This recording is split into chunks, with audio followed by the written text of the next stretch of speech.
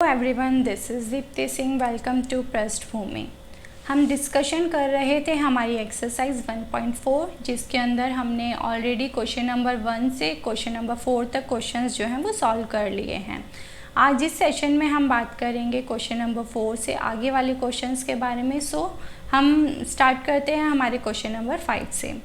तो देखो, question number 5 कहता है आपका, find the intersection of each pair of the set question number 1 above. जो क्वेश्चन नंबर 1 के अंदर हमारे जो सेट्स दिए हुए थे, हमने क्वेश्चन नंबर 1 में यूनियन फाइंड आउट करा था एंड क्वेश्चन नंबर 5 बोल रहा है कि उसी का अब हमें इंटरसेक्शन फाइंड आउट करना है। तो हम क्वेश्चन नंबर 1 पर चलते हैं, देन देखते हैं कि किस तरीके से हम इंटरसेक्शन फाइंड आउट करते हैं। ठीक है, यहाँ पर देखिए, जो आपका क्वेश्चन नंबर 1 है, क्वेश्चन नंबर 1 के अंदर अब यहाँ पर हमें करना क्या है बेटा, इंटरसेक्शन फाइंड आउट करना है आपको। तो देखिए, x जो है, फर्स्ट पार्ट देखते हैं। फर्स्ट पार्ट में x के जो एलिमेंट्स दिए हुए हैं वो है 1, 3 एंड 5। वेयर एज जो आपका सेट y है, उसके अंदर जो एलिमेंट्स दिए हुए हैं वो है 1, 2, 3। राइट, हमें इंटरसेक्शन का मतलब पता है कि जब भी हमें किसी दो सेट्स का इंटरसेक्शन फाइंड आउट करना होता है तो हमें दोनों सेट्स के बीच में जो भी कॉमन एलिमेंट होता है वो लिखना होता है। जब मुझे यहाँ पे x और y का इंटरसेक्शन फाइंड आउट करना होगा तो मुझे ऐसे एलिमेंट को इस सेट के अंदर लिखना होगा जो x और y दोनों में हो। तब देखिए, ऐसा कौन कौन सा एलिमेंट है जो x में भी प्रेजेंट है एज वेल एज आपके y सेट में भी प्रेजेंट है। तो यहाँ पर देखिए, जो 1 है वो सेट x में भी है और 1 आपका सेट y में भी है। 3 जो है वो सेट x में भी है और जो 3 है वो आपका सेट y में भी है। तो यहाँ पर सिर्फ दो ही ऐसे एलिमेंट हैं जो x में भी प्रेजेंट है और आपका y में भी प्रेजेंट है। तो जब मैंने इसका इंटरसेक्शन किया तो मैं यहाँ पे लिखूँगी 1 एंड 3। ये हमारा आंसर हो जाएगा यहाँ पर। ठीक है, उसके बाद देखो, पार्ट सेकंड के बारे में बात करते हैं। इसमें एलिमेंट्स देखिए, a जो दे रखा है उसमें है a, e, i, o, u, जबकि b के अंदर दिया हुआ है a, b, c। तो आपको यहाँ पे क्लियरली दिखाई दे रहा होगा कि दोनों सेट के अंदर सिर्फ a ही एक ऐसा एलिमेंट है जो दोनों सेट्स में प्रेजेंट है, जबकि अदर एलिमेंट्स जो हैं वो प्रेजेंट नहीं हैं।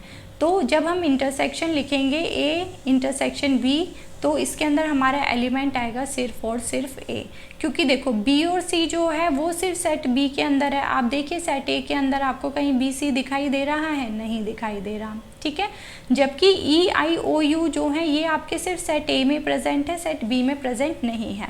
तो a इंटरसेक्शन b के अंदर आपका सिर्फ और सिर्फ एक एलिमेंट आएगा जो होगा आपका सेट a, सॉरी जिसके अंदर सिर्फ एलिमेंट होगा आपका a। फाइन। उसके बाद देखो यहाँ पर पार्ट 3 के बारे में। 3 के अंदर आप सेट लिखिए। हम ऑलरेडी ये सेट बना चुके हैं जब हमने क्वेश्चन नंबर 1 सॉल्व किया था। तो सेट ए के हमारे एलिमेंट्स थे multiple of 3, 3, 6, 9, 12 and so on, है ना। इसका हमें पता नहीं कहाँ पे ये एलिमेंट्स ख़त्म होंगे। उसके बाद बी जो सेट है उसके अंदर हमें क्या कंडीशन बोली थी कि ऐसे एलिमेंट्स लिखिए जो नेचुरल नंबर हो और 6 से कम हो। तो ये क्या हो जाएगा आपका 1, 2, 3, 4 एंड 5। ठीक है, ये चीज़ हो जाएगी क्योंकि 6 जो है वो बी में नहीं लिखना है, एलिमेंट्स वो लिखने हैं जो 6 से कम हो। अब देखिए, इसके अंदर अगर हमें इंटरसेक्शन लिखना है तो देखिए कि सेट ए और सेट बी के अंदर आपका कॉमन क्या है, ये चीज़ देखनी होगी आपको।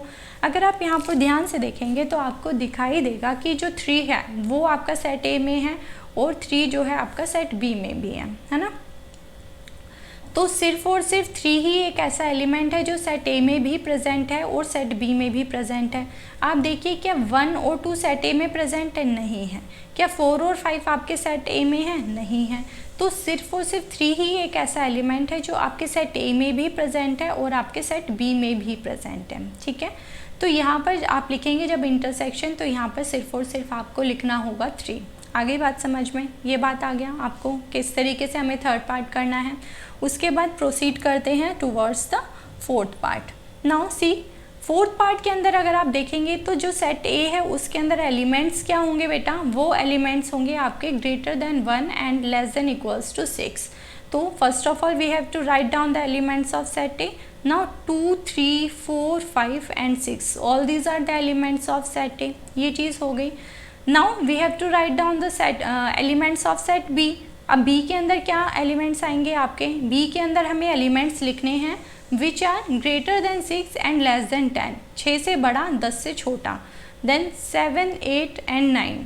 ठीक है, ये 3 एलिमेंट्स हमें लिखने हैं सेट बी में, ये लिख दिया हमने। Now we have to write down the intersection of these two sets. और हमें पता है कि which will be the common element that will be written under the intersection of both sets. तो ए और बी के अंदर आपका कॉमन क्या है, या फिर वो कौन सा एलिमेंट है जो ए में भी प्रेजेंट है और आपका बी में भी प्रेजेंट है। तो ए में देखिए 2, 3, 4, 5, 6 है, जबकि बी के अंदर है आपका 7, 8 और 9।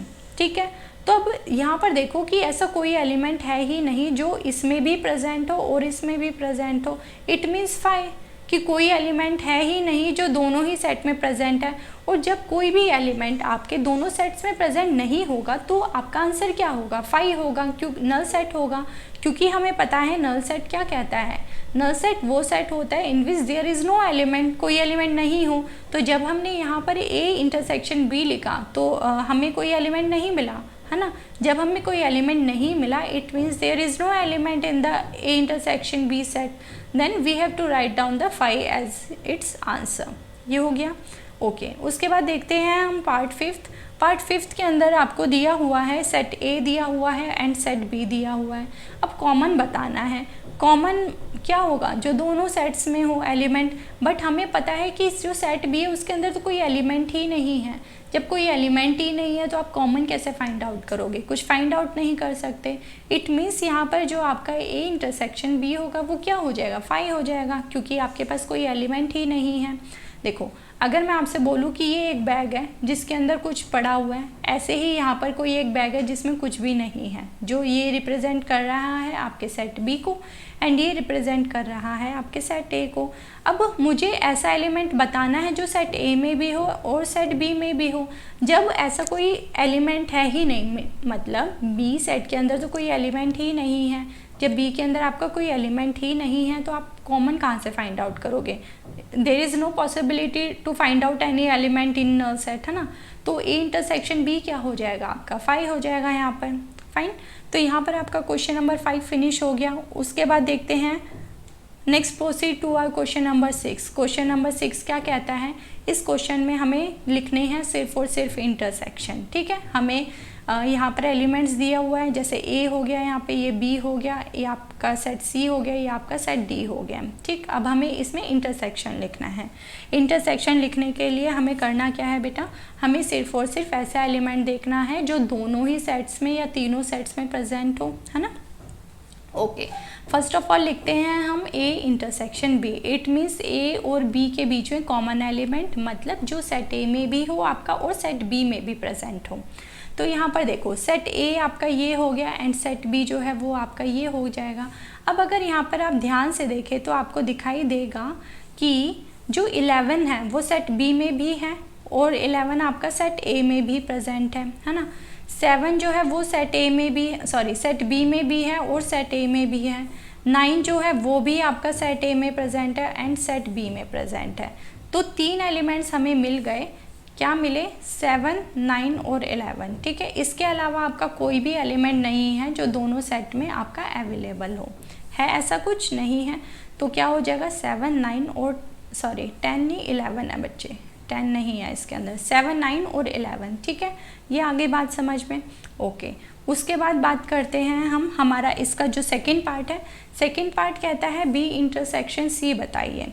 अब बी देख लीजिए, ये रहा और सी आपका ये रहा। अब इसमें देख लो कौन कौन सा एलिमेंट है जो दोनों में प्रेजेंट है। 11 और 13 आपका सेट बी में भी है एंड 11 और 13 जो है वो आपका सेट किस में है, सी में भी है। तो इसमें इंटरसेक्शन क्या हो जाएगा, 11 और 13 हो जाएगा। ठीक, उसके बाद देखते हैं हम इसका थर्ड पार्ट क्या कहता है। थर्ड पार्ट कहता है कि A intersection C intersection D, मतलब कि पहले तो ए इंटरसेक्शन सी निकाल लो, ये अब जो आए उसका इंटरसेक्शन कर दो डी के साथ। पहले देखो कि ए और सी के बीच में क्या कॉमन है। ए आपका ये हो गया एंड सी आपका ये हो गया। अगर आप दोनों में ध्यान से देखेंगे तो सिर्फ और सिर्फ 11 ही ऐसा एलिमेंट है जो दोनों सेट में प्रेजेंट है। उसके अलावा कोई भी ऐसा एलिमेंट नहीं है जो ए में भी प्रेजेंट हो और आपका सी में भी प्रेजेंट हो, है ना। तो ए इंटरसेक्शन सी के अंदर आपको सिर्फ एक एलिमेंट मिला 11, ठीक। अब इस 11 का आपको इंटरसेक्शन निकालना है डी के साथ। डी के क्या एलिमेंट है आपका 15 और 17 है ना। डी जो सेट है उसमें 15 और 17 है। तो यहाँ पर अगर आप ध्यान देंगे तो 11, 15 और 17 में तो कुछ भी कॉमन नहीं है, तो इट मीन्स ये क्या हो गया आपका 5 हो जाएगा, जब आपको कोई एलिमेंट ही नहीं मिला कॉमन, है ना। तो इसका आंसर क्या हो जाएगा आपका थर्ड पार्ट का 5 हो जाएगा। उसके बाद बात करते हैं हम क्वेश्चन नंबर जो आपका 4th है, इसमें लिखा है ए इंटरसेक्शन सी। ए और सी देख लीजिए, ए ये रहा आपका और सी ये रहा, आपको दिखेगा यहाँ पे सिर्फ और सिर्फ 11 जो है वो कॉमन है, तो ये क्या हो जाएगा आपका 11 इसका आंसर हो जाएगा। इसके अलावा और भी कोई एलिमेंट नहीं है जो सेट ए में भी हो और सेट सी में भी हो। उसके बाद देखिए 5th पार्ट के बारे में। 5th कहता है बी इंटरसेक्शन डी निकालिए। बी के एलिमेंट सी हैं, डी के एलिमेंट सी हैं, कोई भी एलिमेंट जो है वो कॉमन नहीं है।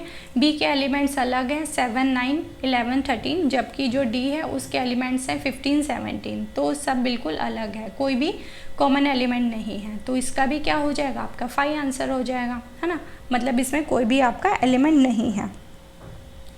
उसके बाद बात करते हैं नेक्स्ट पार्ट की। नेक्स्ट पार्ट कहता है कि हमें करना है इसके अंदर A intersection B union C. तो इसको ब्रेक कर लेते हैं पहले, A intersection B union C. तो सबसे पहले आप क्या करो, बी यूनियन सी लिख लो। तो जब आप बी यूनियन सी लिखोगे तो आपके एलिमेंट्स बन जाएंगे यहाँ पे 7, 9, 11 और 13। ये तो सारे एलिमेंट्स हो गए आपके सेट बी के। अब मुझे लिखने हैं सेट सी के एलिमेंट्स। तो जब सेट सी के एलिमेंट्स लिखूंगी तो वो है 11, 13 और 15। तो 11 और 13 तो ऑलरेडी लिख दिया, तो इसे लिखने की तो ज़रूरत है नहीं, तो अब बस यहाँ पे लिखना होगा मुझे 15, ठीक। अब मुझे करना है ए के साथ इसका इंटरसेक्शन। अब ए के साथ इंटरसेक्शन करने के लिए ए के एलिमेंट देखिए क्या है 3, 5, 7, 9, 11। ए के एलिमेंट्स हैं आपके 3, 5, 7, 9 एंड 11, ये दिया हुआ है आपको, है ना। अब देखो इस सेट के अंदर और जो हमने बी यूनियन सी बनाया है, इन दोनों में कौन कौन सा एलिमेंट कॉमन है। इट मीन्स कि दोनों में जो प्रेजेंट हो, तो आपको यहाँ पर दिखेगा कि 7, 9 और 11 ये तीनों एलिमेंट्स जो हैं आपके सेट ए में भी प्रेजेंट हैं, और 7, 9 और 11 जो है ये एलिमेंट्स आपके बी यूनियन सी में भी प्रेजेंट है। तो इसका इंटरसेक्शन मतलब कॉमन क्या पार्ट निकल आया, इसका कॉमन पार्ट निकला आपका 7, 9 और 11। तो इस पार्ट का आंसर क्या हो जाएगा आपका बेटा, इसका आंसर हो जाएगा 7, 9 और 11 आपका आंसर हो जाएगा, ठीक है। ये बात आगे समझ में। उसके बाद मूव करते हैं हमारे नेक्स्ट पार्ट के बारे में। And in this part we have to find out A intersection D. जब आप A intersection D find out करेंगे तो आप देखेंगे कि ए के जो एलिमेंट्स है that is completely different from the elements of set D. Set D के अंदर there are 2 elements 15 and 17, whereas set A has elements 3, 5, 7, 9, 11। तो दोनों ही सेट के अंदर कोई भी ऐसा एलिमेंट नहीं है जो कॉमन है, ठीक। जब कोई हमें एलिमेंट कॉमन नहीं मिलेगा our answer will be 5, right. Next, moving to the next part, A intersection we have to find out A intersection B union D. तो इस पार्ट को फाइंड आउट करने के लिए we have to break into 2 parts. First of all we have to find out B union D. जब हम B union D निकालेंगे तो हम एलिमेंट्स बी और डी को कंबाइन करेंगे, एंड जो सेट बी के एलिमेंट्स है दैट इज़ 7, 9, 11, 13। ये आपके 4 एलिमेंट्स हैं आपके सेट बी में, और जो सेट डी है उसके अंदर आपके एलिमेंट है 15 एंड 17। ये हो गया आपका सेट डी जो मैंने यहाँ पर लिख दिया। उसके अलावा सेट बी आपका ये हो गया 7, 9, 11, 13। तो ये मैंने सेट बी के लिख दिया एलिमेंट्स और ये मैंने सेट डी के लिख दिया एलिमेंट्स। तो ये हमारा बन गया। इसके साथ में हमें लिखना है ए इंटरसेक्शन। अब ए के जो एलिमेंट्स है देखो, ए के एलिमेंट्स मैं यहाँ पे लिख देती हूँ। ए के एलिमेंट्स हैं 3, 5, 7, 9, 11। All these are the elements of set A, right. अब मुझे इसके बीच में निकालना है कॉमन, वो element which is present in the set A as well as in B union D, ठीक। तो अब यहाँ पर अगर आप देखेंगे तो 11 जो है वो सेट ए में प्रेजेंट है और 11 जो है आपका बी यूनियन डी में भी प्रेजेंट है। 7 और 9 जो है that is present in set A as well as these 2 elements 7 and 9 are present in B union D. इसके अलावा अगर आप देखेंगे तो कोई भी ऐसा एलिमेंट नहीं है जो इन दोनों में प्रेजेंट हो। तो आपका फाइनली आंसर क्या बन जाएगा इसका आंसर बनेगा 7, 9 एंड 11। ठीक है, आ गई बात समझ में। 7, 9 और 11 इसका इंटरसेक्शन आ जाएगा।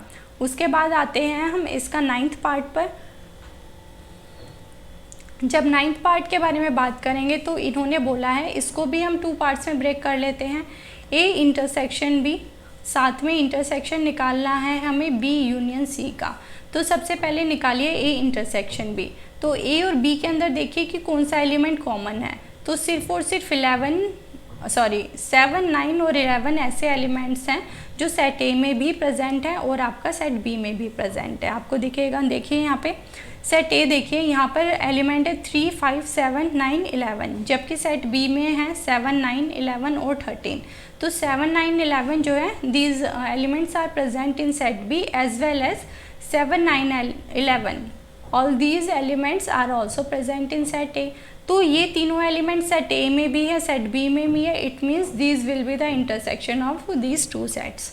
तो जब मैं ए और बी का इंटरसेक्शन करूँगी तो मुझे एलिमेंट्स मिल जाएगा यहाँ पर 7, 9 और 11, राइट।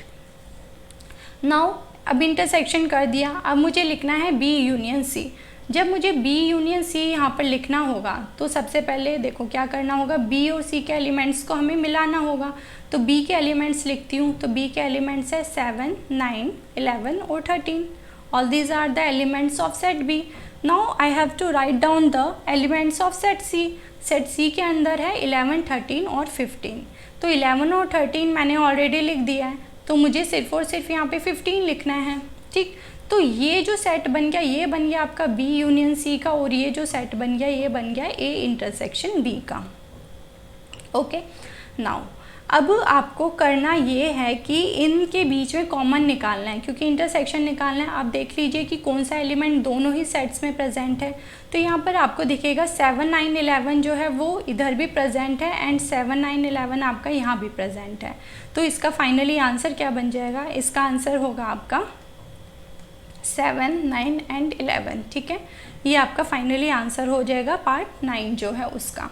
उसके बाद बात करते हैं हम इसका जो पार्ट है 10th के बारे में। 10 के अंदर हम क्या देखेंगे, इसमें बोला है A union D. A union D के साथ इंटरसेक्शन किया हमने किसके साथ, बी यूनियन सी के साथ। तो सबसे पहले हमें इसमें यूनियन लिखना होगा। जब आप ए यूनियन डी करेंगे तो आपको एलिमेंट्स क्या मिलेंगे, यहाँ पे 3, 5, 7, 9, 11 ये हो जाएंगे आपके सेट ए के एलिमेंट्स। उसके बाद सेट डी के एलिमेंट्स लिखेंगे तो वो हो जाएंगे 15 एंड 17। ठीक, ये हो गया। उसके बाद हमें करना है इंटरसेक्शन निकालना है किसके साथ, बी यूनियन सी का। अब आपको लिखना होगा यहाँ पे बी यूनियन सी। तो सबसे पहले आप लिखेंगे जो सेट बी के एलिमेंट्स हैं, सेट बी के एलिमेंट्स हैं आपके 7, 9, 11 एंड 13। ये आपके सेट बी के एलिमेंट्स हो गए। अब आपको लिखना है यहाँ पर सेट सी के एलिमेंट्स। तो जब आप सेट सी को देखते हैं तो आपको दिखेगा 11, 13 और 15। All these are elements of set C. Whereas हम यहाँ पर 11 और 13 तो ऑलरेडी लिख चुके हैं, तो लेफ़्ट कौन सा एलिमेंट बच गया, सिर्फ और सिर्फ 15 बचा। तो मैंने यहाँ पे 15 लिख दिया। अब मुझे यहाँ पर फाइंड आउट करना है इनके बीच में कॉमन पार्ट, मतलब इनका इंटरसेक्शन निकालना है। तो इनका जब इंटरसेक्शन निकालूंगी तो आपको दिखाई देगा यहाँ पर कि कौन कौन सा एलिमेंट जो दोनों सेट्स में प्रेजेंट है। 7, 9, 11 ये रहा 7, 9, 11। उसके बाद है 15 और उसके बाद है 15। 13 जो है ये सिर्फ इसके अंदर है, इस पूरे सेट में आपको कहीं भी 13 दिखाई नहीं देगा। ठीक, तो जब आप इसका इंटरसेक्शन लिखेंगे तो आपको कौन कौन सा एलिमेंट मिला, 7, 9, 11 और 15। ये आपको 4 एलिमेंट्स मिले। तो इसका फाइनली आंसर क्या होगा बेटा, ये आपका आंसर हो जाएगा। ठीक है, तो यहाँ पर आपका क्वेश्चन नंबर 6 फिनिश होता है। अब देखिए, अब क्वेश्चन नंबर 6 आपका यहाँ फिनिश हो गया है। अब मिलेंगे हमारी नेक्स्ट वीडियो में जिसके अंदर हम डिस्कस करेंगे इसका क्वेश्चन नंबर 7। ये एक्सरसाइज जो है वो थोड़ी सी बड़ी है, थोड़ा पेशेंस के साथ हमें ये एक्सरसाइज सॉल्व करनी होगी। अदरवाइज़ अगर मैं उड़ाऊँगी तो फिर ये हो जाएगा ना कि लाइक किसी भी क्वेश्चन का, जैसे आपका ये जो 6th क्वेश्चन था, इसमें मुझे सारे 10 पार्ट्स कराने की ज़रूरत नहीं थी। अगर मैं यहाँ पे 2-3 पार्ट्स भी करा देती तो आप बच्चा कुछ कर सकते हैं, लेकिन कुछ स्टूडेंट्स ऐसे हैं जो सॉल्व नहीं कर पाते, तो I have to provide the solution of each and every questions, right. तो हम धीरे धीरे करेंगे, सारे क्वेश्चंस को अच्छे से समझते हुए सॉल्व करेंगे। तो मिलेंगे हमारे नेक्स्ट वीडियो में एंड सॉल्व करेंगे हम हमारा क्वेश्चन नंबर 7, 8 एंड उसके आगे जो भी क्वेश्चंस हैं हमारे। तब तक बने रहिए पृष्ठभूमि के साथ, देखते रहिए मैथ्स क्लास की वीडियोस। अगर आपको अच्छा लगता है ये सेशन तो प्लीज़ लाइक पृष्ठभूमि and share my channel, subscribe my channel. Thank you so much.